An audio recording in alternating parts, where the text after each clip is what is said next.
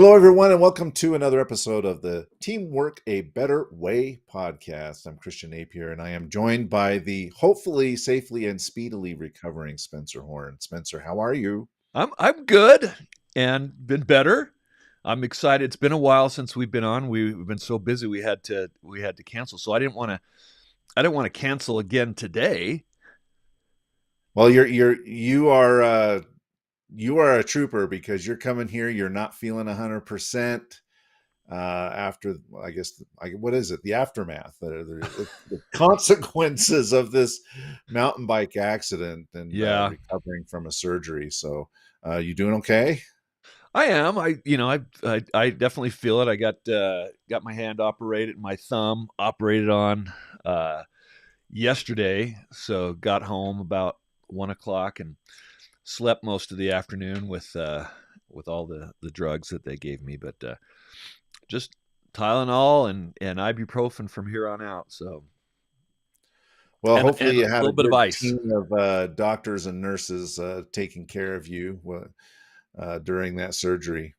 And Yeah, they were great. I'm grateful for good doctors and nurses and my wife who's helping me. It's taking me longer to do everything, typing up the show notes for today and creating things. And then you and I are headed to Orlando this week. You're Thursday and I'm Friday. We're going to one of the biggest conferences of the year of the National Speakers Association. And I'm excited to see you there in person. I'm also well, we'll get to, I'm getting ahead of myself, but I'm a little bit worried because I won't be able to type my notes, so I'll just have to do handwriting. Thankfully, I have my right hand, so I'll at least be able to take lots of notes because there's going to be great information. It's the 50th anniversary of the National Speakers Association, so this is going to be a big, big, big event. People coming from all over the world, and I know you're going to be there helping them to showcase some of the services that you provide as a sponsor of the NSA with Raconto and your incredible software that helps speakers really tell their stories. yeah, we're super excited to be there, Spencer. Excited to see you. And we're also sponsoring the Mountain West chapter's dinner. And so we're excited to do that as well for the chapter. And super excited to see 1,000 of your fellow colleagues there at Influence in Orlando for the Can 50th you anniversary. It's imagine gonna be hanging out awesome. with 1,000 speakers? Hard to get a word in edgewise, I think, but no. Exactly. The speakers are great. They're so eager to share their knowledge and their experience with each other and with us. And for us, it's just an honor to be able to help and serve them. Yeah, I know, and you do a great job at it. And we also have a surprise. We just got a surprise invitation for our friend Patrick. If I'm not speaking clearly, it's some kind of hangover, I guess. I don't know, but uh, so we're going to be at Red Iguana tomorrow, which is one of our this is one of our 18, 19-year traditions. And the Red Iguana is one of our favorite Mexican food restaurants in the entire world. So we're going to be having some enchiladas. What? Probably amarillas for me. Amarillas. Yeah. No, maybe it goes with the Suizas, but I love the enchiladas amarillas there, and they have fantastic moles. And yeah, it's an awesome place. Okay, Spencer. One more thing that's today. Today is 7-Eleven, so it's Slurpee Day. I I don't need know a if Slurpee. does 7-Eleven still do the free Slurpees? I don't know I don't know. if they do I or think they not. do. Yeah, but maybe as a reward or as a soothing balm for your recovery, maybe your wife will take you down to the 7-Eleven, give you a free Slurpee. No pressure, Janet. Just an idea. Okay, Well, well we've got a fantastic topic today that you raised earlier for discussion, understanding team dynamics and specifically Tuckman's model. And so, Spencer, why don't you just kind of lead us off and walk us through what it is that you hope to deliver to our listeners and our viewers today? yeah, this is something I just feel so strongly about, and I was teaching a group of call them HR, and also consultants. On last Thursday and Friday, I did a 2-day certification in some of the tools that I use, specifically PDP. PDP Global has things like the Pro Scan, the Team Scan, the Job Scan. And I was certifying 5 new companies. And then some of my current clients were there as well for refreshers. And when we were talking about the Team Scan, that was a super enlightening for many of them. It was just a segment that they really got into, because once you identify what's going on in individually with team members, and that's really based on human software, right? I mean, we have our own. Each of us has our own software. We talked a lot about human development, where our behavior comes from, and how we measure that. And it's not about values. It's not about beliefs. It's about behavior, and it's very, very predictable. And once you understand that, you can have a real finger on the pulse of the team dynamics, and therefore what those dynamics are creating in terms of team performance. How are they helping you get the job done? How are they creating conflict and actually reducing productivity?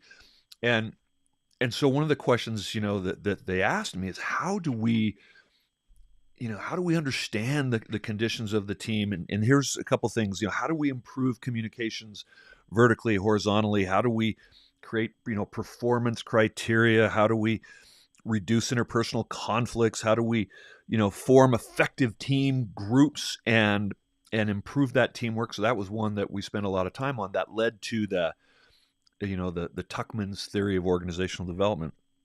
And then, how do we utilize our people the best and analyze and define corporate culture? Well, that was all under the team dynamics. We're not going to cover all those today, but understanding the corporate culture, and really what's happening with that team, and so that you can make the adjustments necessary, I think is something that we can tackle today.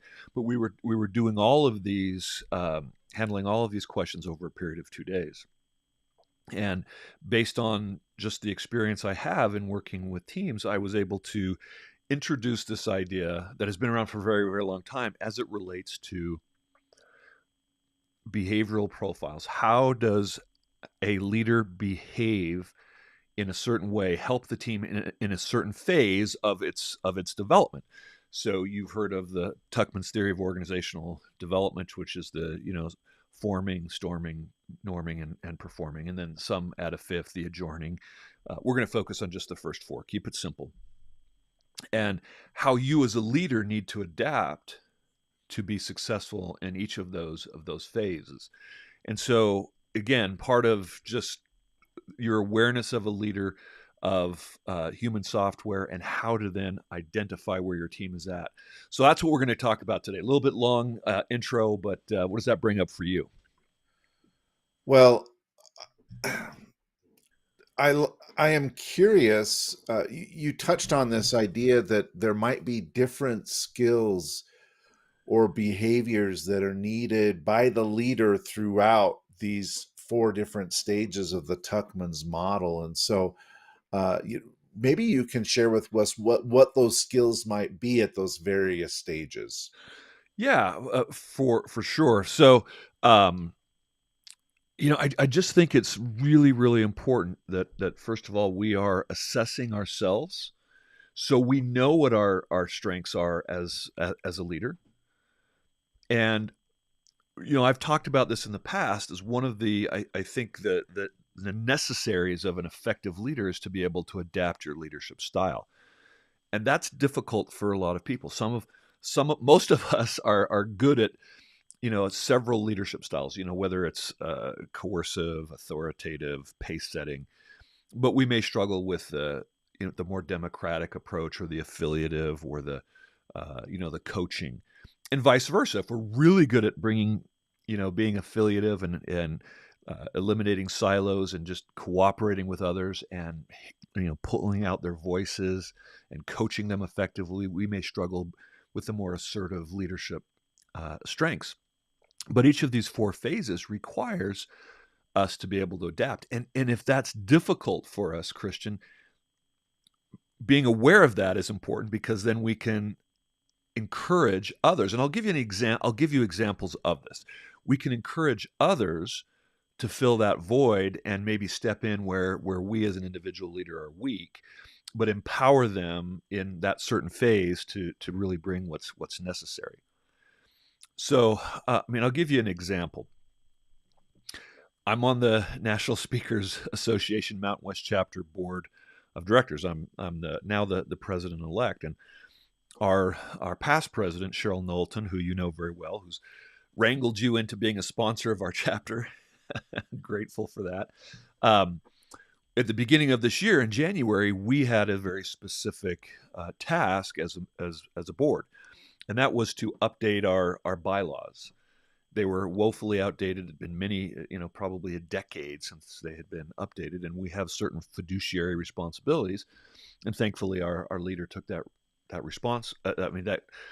responsibility seriously. And one of the things that I asked for from her and the executive board was, could I have permission to do what I'm talking about today?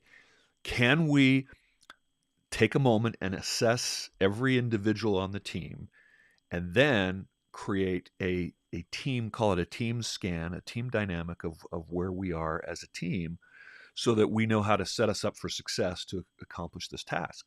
Most teams, I think, will just jump into it and say, oh, we can just figure it out and get through it. I got the permission, and so we did that. So we got everybody's pro scans, and I put them into what's called this team scan, and we created a report that basically helped us understand what is the culture of this board. And Christian, just at a high level, 85, which I'm sure won't surprise you, but 85% of the board were high extroverts, low conforming, and impatient. And most of them are assertive, and some of them are more supportive. But the predominant high trait was extroversion. The predominant low trait was low conformity. What does that mean? That means that when it comes to writing bylaws, which requires focus, attention, and some rules, and looking at what the National Association wanted us, meant that we had to be very focused. We couldn't be talking over each other. We needed to use our time wisely. We needed to be supportive of guidelines and bylaws, which low conforming people hate. And so when I pointed that out, they're like, oh my gosh, we're going to get off track and we're going to go down tangents. And so in order to prevent that, we had the 15% of the people on the team that had different personalities. One of them had very high conforming, which is exactly what we needed, and two of them had high dominance. Now others had high dominance, but that was their high trait. And we said to them, we need you and empower you to step in when we start going on tangents and pull us back. Okay, so we had this discussion beforehand because we understood the dynamics of the team and what could happen and what could keep us off track, and we empowered them to speak up and say, okay, what are we missing? Now, to have the best team, to have true diversity on a team, we need all of the behavioral strengths so that we can call on them to bring their perspectives out, so that we make the best decisions possible and create the best bylaws possible. But in the absence of that, we empowered those that were most diverse to be able to speak up and not be overpowered by the majority of the board members. And as a result, Cheryl was just ecstatic about the outcome. She just thought this was amazing because we were able to be very productive and achieve our results in an empowering and a fun way, which the extroverts needed. And we made fun of ourselves during this process because, oh, there it is. All right, we're going to shut that down. Let's get back on track, because we had named it before it happened. And that's an example of how regularly assessing our teams can help us to understand the dynamics of the team to get the job done at hand, the project or whatever it is you're working on. I love this example, Spencer. What it tells me is how important it is from the outset to build awareness, right? Like hunters or survivalists often say that your circle of awareness should be bigger than your circle of influence. And, Ooh, I like that. and the reason for that is, you're trying to approach prey, and if your circle of influence is bigger than your circle of awareness, then you're just scaring off all the animals or That's whatever, right? right. But in a team environment, uh, if your circle of influence is bigger than awareness, then you may just be your high dominant extroverted person just maybe stomping all over everything without realizing the consequences of your behaviors. And so I think that the idea that, hey, before we even get into this exercise, let's do this assessment. Let's see where we are. What that did is it built a common awareness amongst your team and an expectation so that, okay, yeah, we all understand each other. This is how we operate. We agree we're going to need somebody that has this kind of skill set to shepherd us through this because of the nature of the task. I think it's a perfect example of setting awareness and expectation at the outset so that the team understands, okay, these are the opportunities we have and the constraints we operate under in order for us to be successful. So I really appreciate you sharing that example. Yeah, no, thank you. And I love that.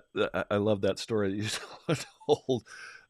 Me scaring off all the prey, but I just wanted to share one of your good friends and uh, fellow guest on our podcast, Amy Murray. She gave a little shout out to me. So feel better soon, Spencer. Thank you, Amy. Really appreciate your comment. We love when we get comments online and questions. Bring your questions. Um, let me Amy's let me awesome. She We love is. She Amy. is awesome, a talented and smart professional. So, um, one other example I'd like to share with you is in working with a nonprofit. This was an organization that is one of the top nonprofits in the country right now. I mean, I'm talking top five. They're fabulous. They weren't always this way. So many years ago, when we were using some of these tools to help them, myself and another uh, consultant, we were able to identify why certain things were happening on this team. I mean, they treat kids with cancer. They have an incredible cause. They save lives. The nurses are attracted to this organization because of the mission, and it attracts a certain personality. A lot of times, the nurses are very high pace / patient, which is a altruistic trait, and a lot of them have that low dominance where they're supportive and very collaborative. That creates some challenges when you're working with surgeons and doctors that are high dominant and low extroversion, and they had some of those on the team. That created some really interesting dynamics between the you know service providers, and that we had to work on. But one of the things that was most problematic, they also had high conformity, which means they wanted rules and structure, and they wanted a predictable environment. Well, one of the doctors was uh, Dr. Jekyll and Mr. Hyde. Really, he was a brilliant doctor, but had some high dominance and high pace, which is a really interesting combination. So some days would show up just happy and jovial, and other days he would be, just for whatever reason, a bear. And so the nurses had a secret code which they would put on the patient board to know, so they would know who was showing up today, and they could be prepared because they needed to be prepared mentally for this. Well, one of the challenges of this profile that is so typically service oriented, because of their low extroversion, they would never confront bad behavior of the doctors or the healthcare providers that were causing them stress and anxiety. And in the meetings, they would never speak up when the executives were talking about initiatives or things that they disagreed with. They wouldn't speak up in that environment because of that low conformity, that high pace, excuse me, low extroversion and high pace. But after the meeting, they would have the meeting after the meeting with one-on-one, and they would have the complaining fest that was going on about how frustrated they were. And this was an insidious behavior to the culture. Even though these were caring, loving nurses, the fact that they were unwilling to speak up was creating just this back channel discontent throughout the organization that was really damaging to the culture. So we identified that this is why this is happening. We helped coach them and help them be aware of that. And in addition to that, as we started to hire new coaches, we said, this is the culture. We looked for that high pace, which was wonderful, but we also looked for people that had higher extroversion, that were more comfortable naturally speaking out. And once we started to shift the overall culture in terms of the micro, who they were as an individual, the overall culture shifted. It was amazing what happened to be able to deal with the challenges that would show up day to day. People were able to talk about it in meetings and not behind closed doors or the meeting after the meeting. It changed everything. But we had to understand the dynamics of what was going on with the team in order to do that. So that's another example of how something like this can really be used to your advantage to produce the results that you want within your organization. What I hear from that, Spencer, is that if you look at this Tuckman's model, right, where you've got the norming, storming, Yeah, or forming, storming, norming, and performing, right. that a lot of teams get stuck in this suboptimal norming phase, right? Or storming. Yeah, well, I mean, storming, they're actively like, "Brr," you know, but Right. here you have this. This is the way this culture is, and you know, the doctors like this, the nurses are like this, I and got we you. just deal with it, right? So we, and this happens in a lot of organizations where they just kind of get stuck in this suboptimal. Well, this is the way things are around here, Yes. norming phase. And it's interesting that in this particular example that you gave me, in order for them to get out of that suboptimal norming phase and get to the more performing phase, it actually required an infusion of people that had these particular traits that allowed them to get out of it. But sometimes teams don't have that option. You know, they may not have the opportunity to say, well, we can just swap out the pieces here. Or you know, we can hire new folks or shuffle people around. So what do you do if you're in an organization where you don't really have control over who's on the team? How do you get out of this rut of suboptimal norming to become high performing? So, two things. You need to, first of all, you need to have an overall strategy that this is the culture that we want to create. And the first thing that we did with this organization said, here's where we're going. We want you on board, and we want to coach you. We want to help you. We want to help you understand how to get out of your own way in these stressful environments that are causing the behavior that is destructive to the team. And quite frankly, Christian, some were just like, not going to do it. And you have to make a hard decision that you're committed to the strategy to say, all right, then this team's probably not for you. So it has to be a combination of both. And you can't just say, hey, well, the team here was what we've got. But if you just say, well, we're going to allow certain terroristic behaviors to continue, then the change will never happen. So individuals on the team have to be willing to make adjustments and change, or they need to go. And that's just that you have to have that approach as a leader, which is why you need to have a strategy and understand where the team is and where are we going. Here's where we're going. We want you, and we're going to be working together to get you there. If this is something that you're willing to do, wonderful. We want you. If not, this probably isn't the place for you. And so you have to take that approach that you're going to do it with the people who are wanting to change, and go out and replace those who aren't.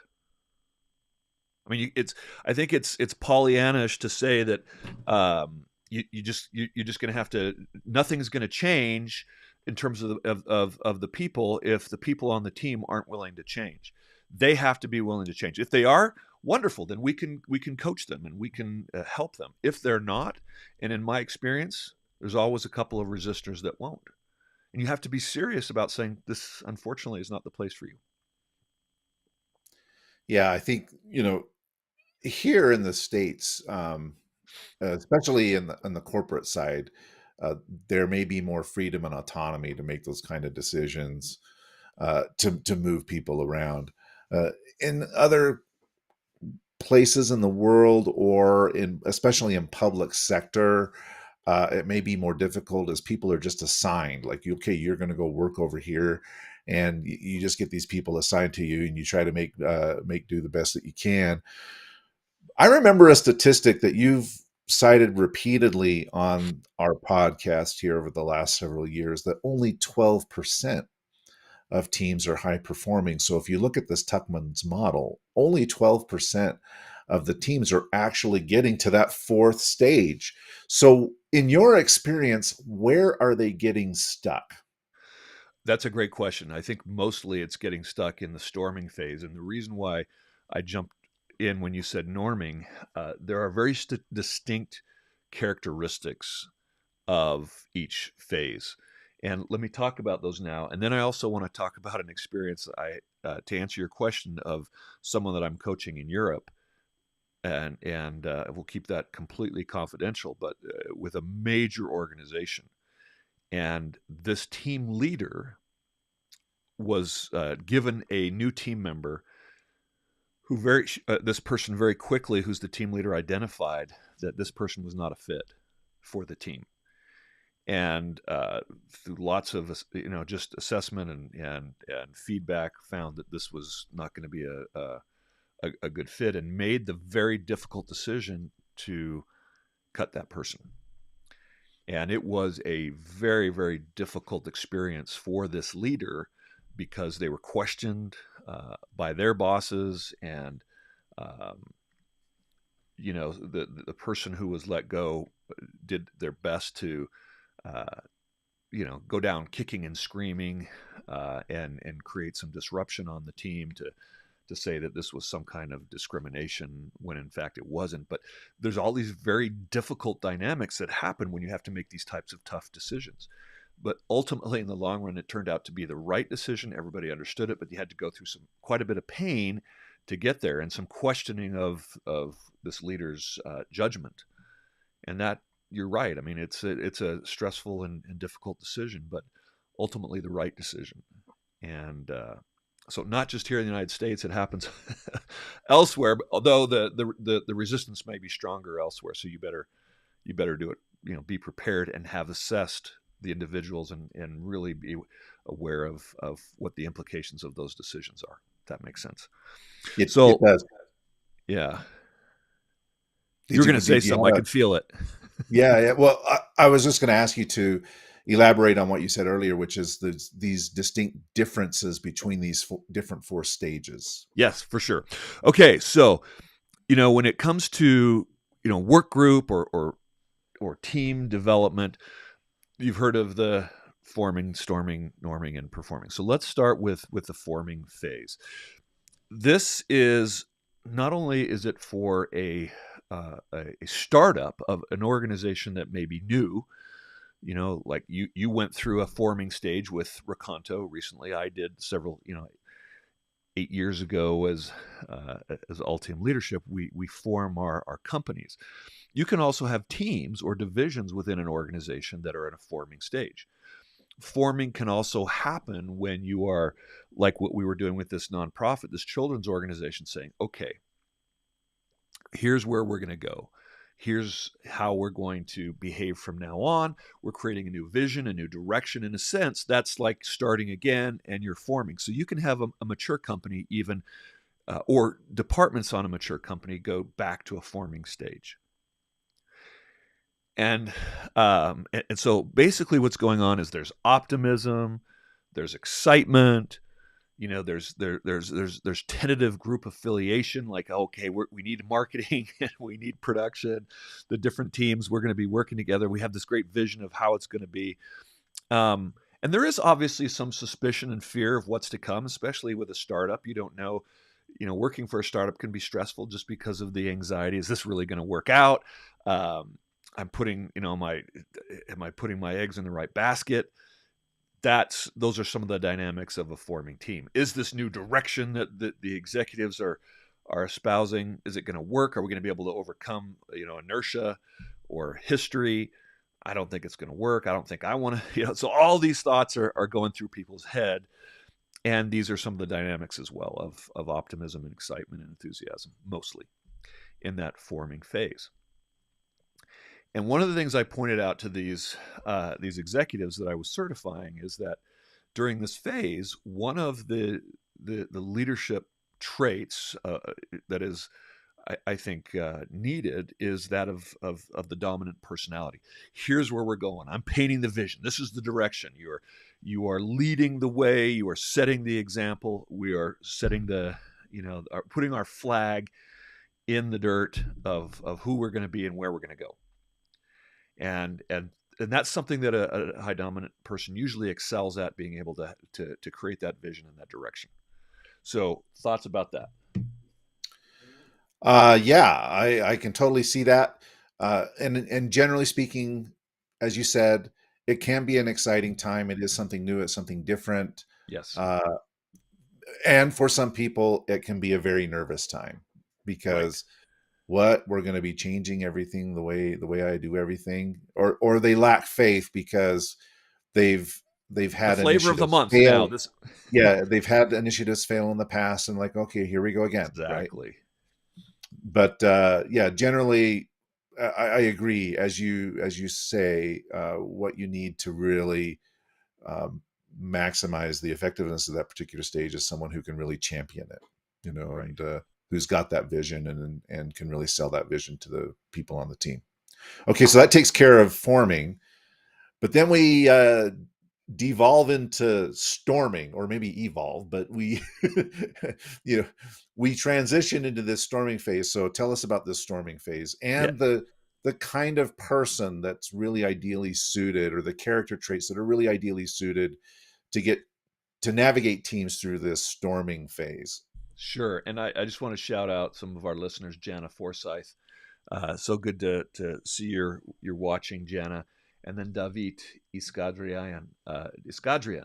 So that sounds Armenian. I don't know if it is, but it sounds like it. So hope you're listening from all the way over in Yerevan, if possible. Give us a shout if you are. So yes, let's talk about the storming phase, and yeah, this is the one that's a lot of fun. So this is where we have mood swings, we have arguing, we have competition as teams are starting to, individually place their flags in the dirt, because this is my area, this is my responsibility, this is my budget, this is my team. There's finger pointing. You have silos. I'm actually dealing with a potential client right now. Uh, they're actually owned by a venture capital firm, 80%, and they're having some serious challenges culturally, and right now they have complete just lack of support for each other, and everybody else is pointing at everybody else that why things aren't getting done, and that's a tough phase to be in. There's tension and it's stressful. And the storming phase can go on for a long time. I mean, it's just, during COVID, a lot of the teams, you dealt with that anxiety with just, hey, this is what we got to do right now. We got to suck it up. Well, if things never got better, that's why we saw that, that great resignation, because people in that storming phase lose hope. Things are never going to get better. Things are never going to change. And it's so stressful and anxious that this is a phase where you may lose a lot of good people.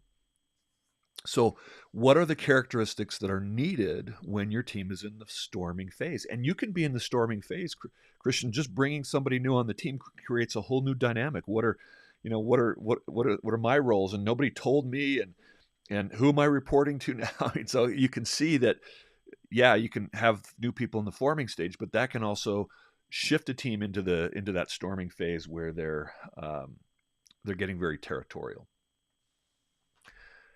The behavioral strength that I think is really needed here is extroversion.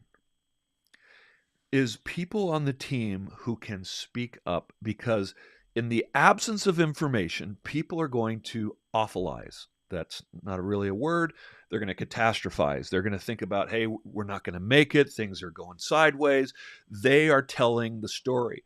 So you need people who are comfortable standing up and being open about what's going on and encouraging and motivating and saying, this is normal. We're going to get through this.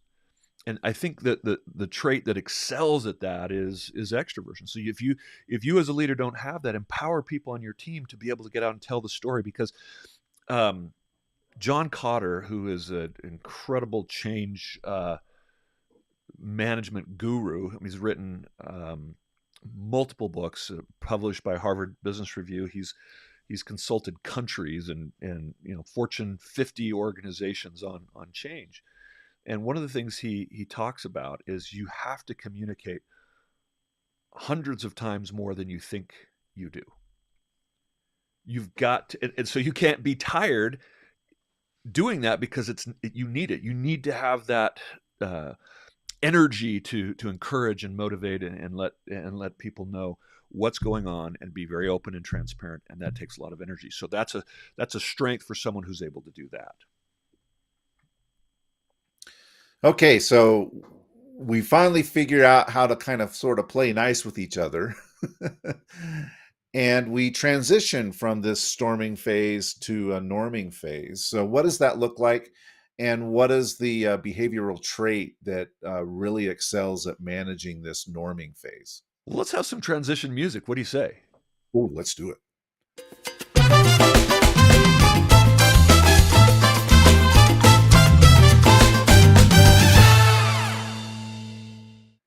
See that? We're having like an auditory and physical video transition to the norming stage.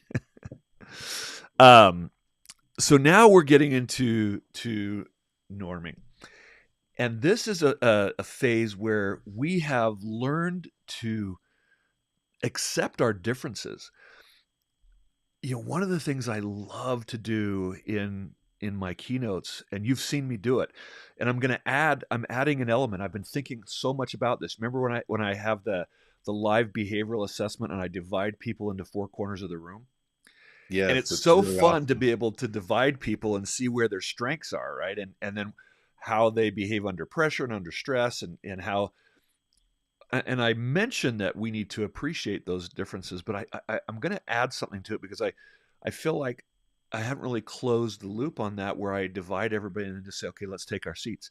I want to get everybody to look around the room and say, I want you to look at the people around the room, and what is it that you admire about, what's the trait that they bring that you don't have that you admire? And I want you to look around the room, and I want you to think about, what do you need to do to be able to connect with and communicate better with each person in those 4 different quadrants, 3 different quadrants that are different than your own. It's easy to talk to the people that are in your own group. All the high extroverts are having fun. They're having a party. They're getting along. All the high dominants are pointing, telling everybody, all right, let's get going. And so they can relate to each other. But how do we start to come together? And one of the best traits for doing that are the high pace, because they are typically accepting and considerate and thinking of others first. So empowering them on the team to really speak up here and encouraging them to lead the way in creating that accepting of our differences, creating harmony on the team. They excel, they desire, they want to have harmony on the team. And this is where we create an environment where we recognize our differences, but we learn how to. Let me back up just a second. Why is it important to learn a foreign language, Christian? You've traveled all over the world. Well, and you speak a different language. Why is it important? If you're in that particular area and you want to effectively communicate with people there, it helps to be able to speak their language, right? And it also shows that you are willing to put in the effort to learn how to communicate effectively with them. And how does that impact how they're willing to meet you halfway and communicate and connect with you? Oh, it's a huge difference maker. I remember working down in Rio de Janeiro on the 2007 Pan American Games, and Yeah. also on their Olympic bid for 2016 as a project manager. And when I started working there, I didn't speak any Portuguese, although I spoke Spanish. But I made an effort to learn Portuguese uh, well enough that I could communicate in a meeting. And I heard from multiple people, thank you for there. Many of them said, you're the only American that came down here that actually has taken time to try to learn to speak Portuguese. Everybody else, they just speak English and we just speak English, but we just are grateful that you actually made an effort, so it can make a big difference.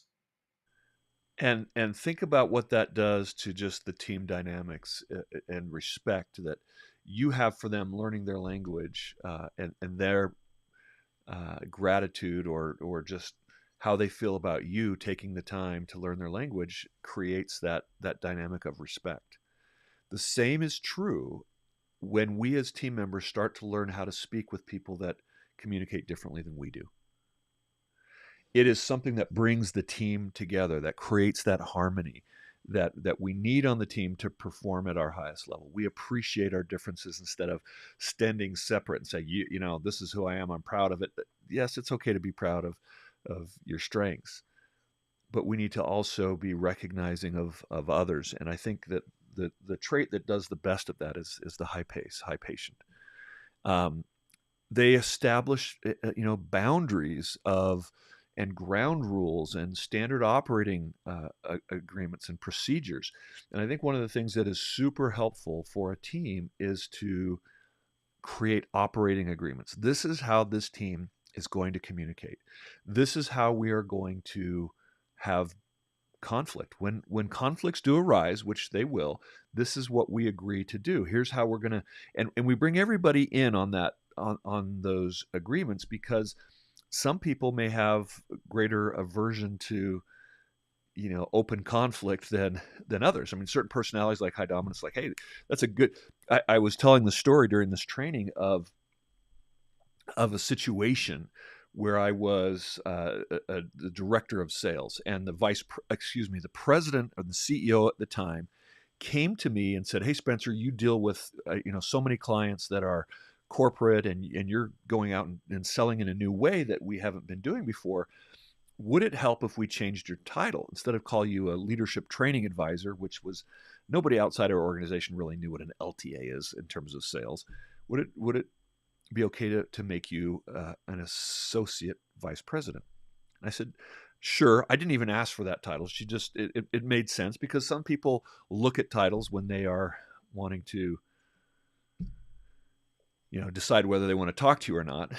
You're right, at the C level. So we changed my title. Well, the CEO subsequently was fired, and our director of HR was a tough person, experienced woman who worked for us part-time. She also worked for the local police department with their HR. So she's been used to this tough environment. And we as a company were a intensive leadership training company. And so one day I heard her, Christian, she came into the office and she said, "Did you hear what Spencer did? He changed his title to assistant vice president." I'm sitting in my office. I could hear this. And I said, "Well, it's associate vice president, not assistant." And she's going on, and then she comes into my office and she just puts her hands on my desk and leans into my face and says, "Why'd you change your title to assistant vice president?" I said, "Well, it's associate vice president, and here are the reasons." And, "Are you ashamed of being an LTA?" And I said, "No, I teach emotional intelligence, so I wasn't getting sucked into this, right? Because, I know better." She goes out of my office, and she yells over the sales floor. We have this big bullpen. She says, "Hey, Dave, what do you want your title to be?" And after a while, Christian, enough was enough. You know what? She needed to be confronted. And so I went up to her, and I'm just like, "That's enough." And she's like, "Rah, rah, rah." And it's like two Kraken, we're just going at it. We're not physical. We're just, she's short. But she's not intimidated by me, but we're just having this this argument. And after I look around at Christian, my poor sales team was devastated. I mean, they were afraid. It's like, and what were they afraid of? I hope he never does that to me. What if I say something that releases that monster on me? You know, that's what they're thinking, right? And so that personality is not great in an environment where you're trying to create harmony and peace. And Yeah. so you need someone that is willing to really just let that go. And that wasn't me at that time. I'm much better at it now, but then I was still.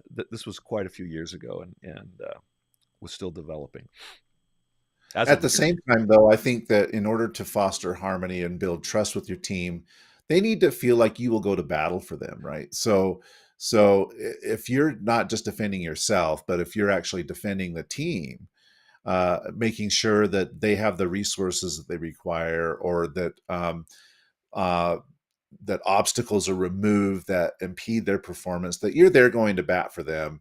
And if you get a little aggressive when you do that, it doesn't bother them. They're like, hey, we've got someone here who's championing our cause, and I think that's an important element when you start getting into this particular phase. Is yeah, you want to build harmony and cohesion in your team, but I think you also need to be willing to defend your team when it needs to be defended.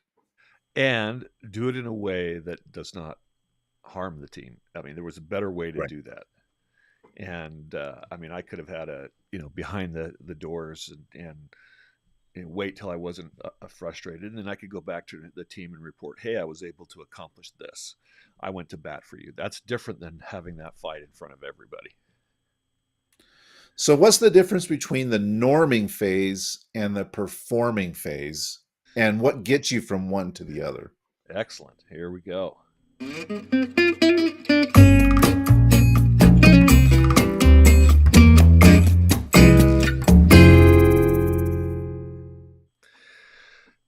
Okay, so the performing phase is where you've got a team that is just has an identity. They are very aware of that identity. They know what their strengths are. They appreciate each other on the team. I mean, you and I talk about sports a lot, but the performing phase is, we may have to go through some fusses and fights and eventually get to that harmony where we value each other. But once we have come together and we know what this, you hear it all the time. Coaches will say, we're trying to find the identity of this team. Have you heard that? Oh yeah, all the time. Yeah, we need to find our identity. How do we show up when crisis hits? How do we show up when a customer, uh, you know, says we didn't deliver? What is our identity? How do we show up when someone does not follow through with their commitments? How do we how do we address each other? How do we deal with conflict? We have created an identity, and that takes some time to get to that phase. And this is where we're really leveraging each other's abilities, kind of like what we did in that board meeting. It's like, okay, here's where we need Christian to speak up because we've heard from Spencer too much. Whatever the situation is, we need to. Hey, Christian, can you step in here and what are we missing? What are we not seeing? And we value each other enough to say, all right, I need to step back and I need to hear from you. Or right now somebody's hot with the ball. We need to give them the ball. It's not about my stats, or it's about winning, right? So somebody's got a hot hand and they may not be the regular star on the team, but we're going to feed that individual the ball. And we put our egos aside and we win the game. And I think that's what we're talking about. And it's just really an ability to work as a team. And there's a shared pride and accomplishment. It's a team accomplishment. It's about the team, not your name on the back of the shirt, but the team name on the back of the shirt. We are X team. We are the Reconto, whatever it is. We are this team, and we're proud of what we're accomplishing. And what does it take to get there?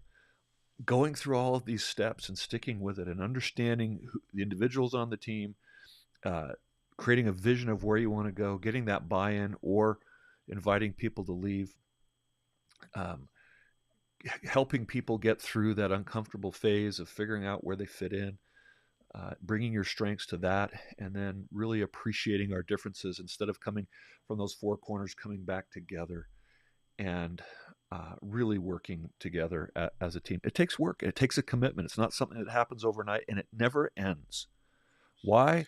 Because people are constantly coming and going, and no team ever progresses from forming to storming to norming to performing. It's like here, here, here, here, here, here, here, here, here. You're constantly in different phases, which is why it's important to assess where you are. You know, well, I guess before I make my comment on this is so what's the behavioral trait that is aligned with this performing stage in order to keep that machine humming at a high level? We've talked about the high dominance at the forming stage, the high extroversion at the storming stage, the high pace at the norming stage. So does that leave conforming then Yeah, to you know be what? the What the conforming people are going to love this phase because that's where they have the most beans to count because you are producing results and they're going to be really, really happy because they're seeing things come together. A couple of things that high conforming people appreciate. You've got standard operating procedures, you've got processes, you have goals, you know where you're going. Whether that be a championship, whether that be a revenue goal, and who's doing what, they love that. And when you actually achieve those goals, they see the fruit of those labors, and they appreciate just treating people with respect. They want to be treated with respect.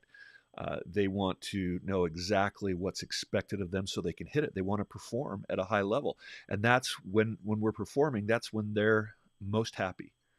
Is they knew where they were going and they got there. So yes, I think conforming.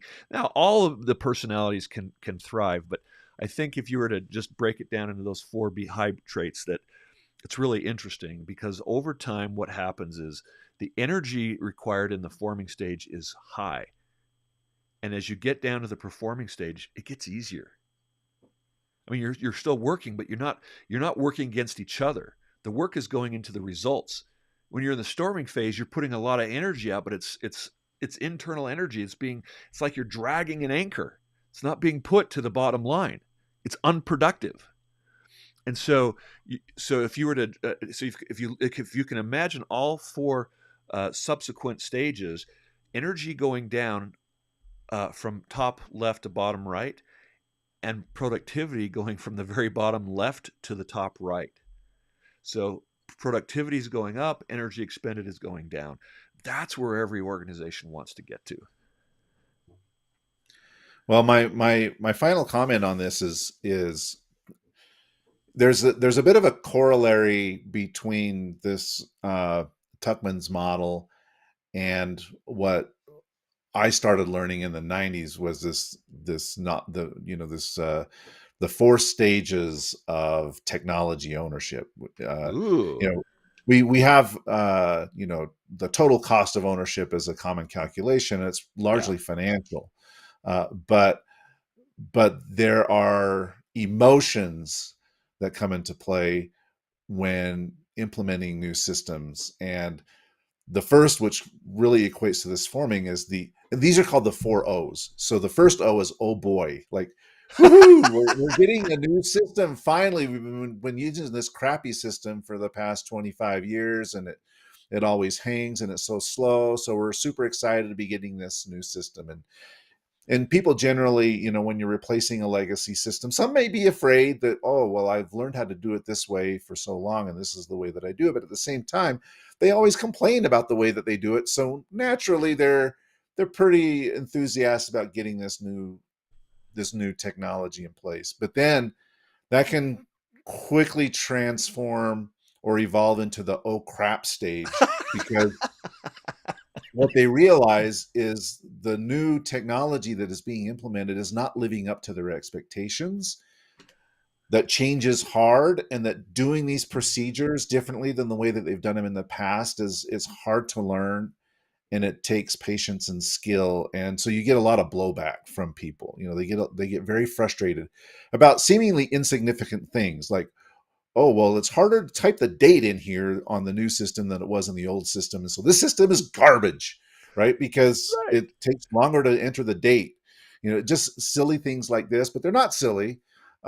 But eventually people realize, well, this is the new system and we just have to learn what to deal with it. So you get to stage 3, which is the oh well stage. Well, okay, I'm totally you know, writing this down. I'm uh, replacing that Tuckman crap with the oh crap, and no, this is no. so much So, better. so you get to oh well, and and you kind of enter this phase where, okay, I'm tired of beating my head against the wall, and it is what it is, and these are the tools we got to use, and so be it. So we do it, and then if the technology is good and your processes are good, hopefully eventually you get to the last O, which is oh wow, and that's when you realize, I don't know how I actually did my job the old way, because the new way is so much better. I'm so glad that we have the new system in place, because it is just that much more efficient, and it's easier.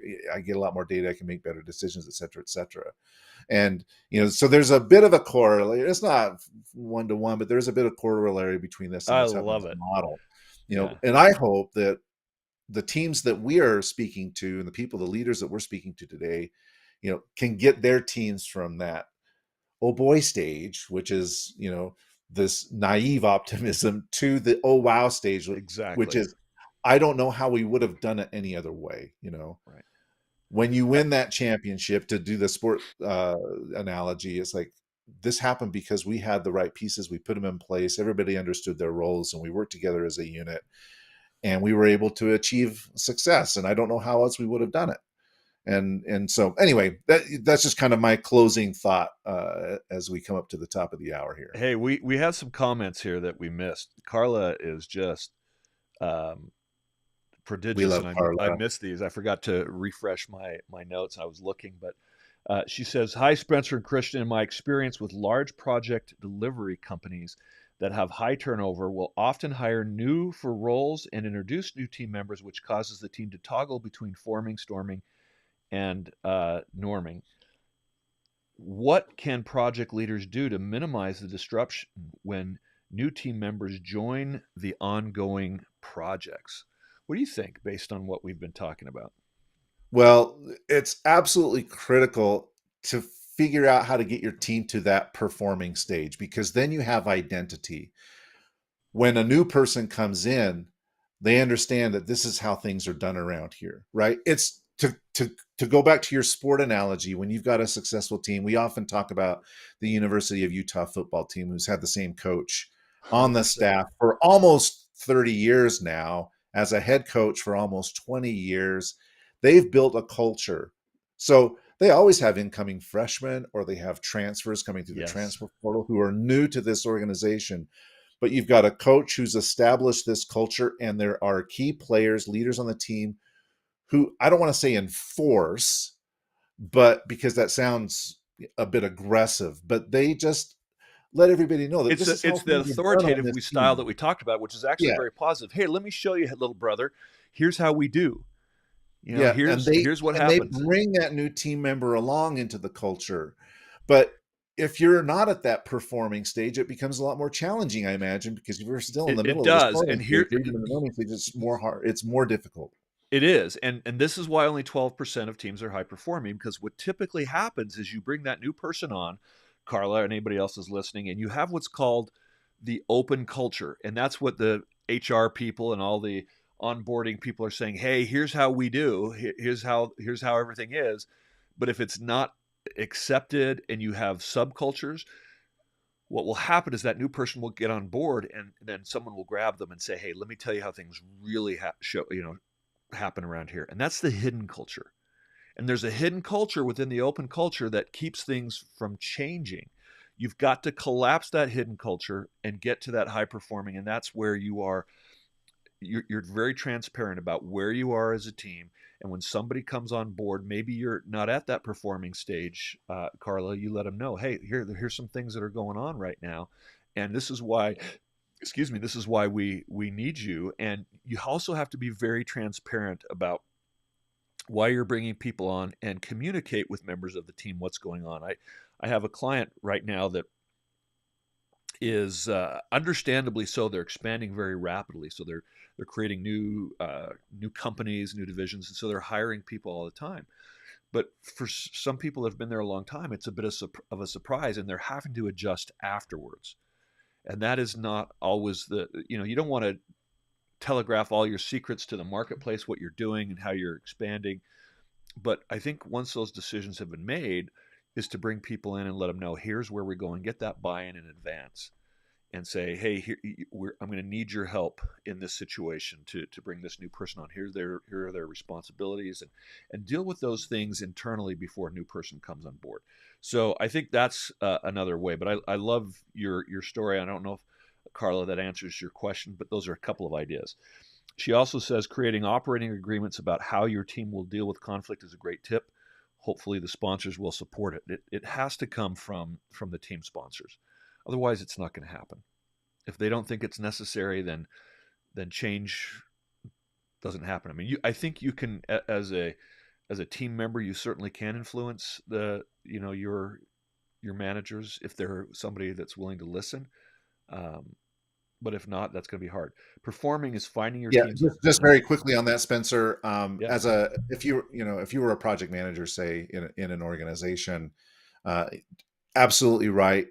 Your executives, your sponsor, have to provide you air cover, because if your team members are allowed to undermine your authority all the time, then you just cannot be effective. And so Carla's absolutely spot on that the sponsors need to be there to support those team leaders. Yeah. And then she says, love this technique, asking team members to share what trait that your teammates have that you admire. I mean, think about it. I mean, one of the things I admire about you, Christian, is how thoughtful your questions are, how good of a listener you are, how prepared you are. Those are things that are weaknesses in me that I admire in you. And the same is true of my wife. She is my opposite in so many ways. She's not judgmental. She's what I was talking about, that accepting of others' differences so much more readily than I am. I've learned a lot of that from her. One of the things she taught me with our kids is, do you want to be right or do you want to have a relationship? And so I had to learn that from her with, I think, great effect in our family. And it's something that I'm so grateful for in my maturing process, that I so admire about her. But it wasn't natural in me. And that's how we begin to speak a different language, right? We learn how to speak a foreign language, so to speak, so that we can have more appreciation and unity. And And lastly, Spencer, likewise, I admire your fearlessness and your conviction and your get her done attitude. Right now, let's go. yeah. Well, I sometimes admire that that gets as me into well. trouble, and just Jana just pointed that out last night, and I'm like, I said it's a strength most of the time, but sometimes it's a problem. All right. Well, we're up against it. We've already gone over the hour mark, Spencer. But it's been a fascinating conversation. Any last parting comments from you or our listeners? Get her done. Thank you so much for for pointing that out and saying those things. That's it. I think I've said it all. Well, Spencer, if you're helping teams around the world, if people want to learn more about how you could potentially help them get their team from the forming, storming, or norming stage to that high performing stage, what's the best way for them to reach out and connect with you? Um, Reach out to me on LinkedIn, Spencer Horn, and you know what? I have a 30 roughly question survey to find out where you are in terms of the phases. Totally free. I'm happy to give that to you. Just message me on LinkedIn. I'll send you that Tuckman's survey that I have, and so I'll provide that to you, and love to have a discussion with you. And Christian, how do people find you, my friend? Easiest place to find me is on LinkedIn. So just look up Christian Napier on LinkedIn and you'll find me there. All right, Spencer, it was a pleasure. I look forward to seeing you tomorrow at Red Iguana for some delicious mole, and then later this week in sunny Orlando, Florida. Listeners and viewers, thank you so much for joining us. Please like and subscribe to our podcast, and we'll catch you again soon.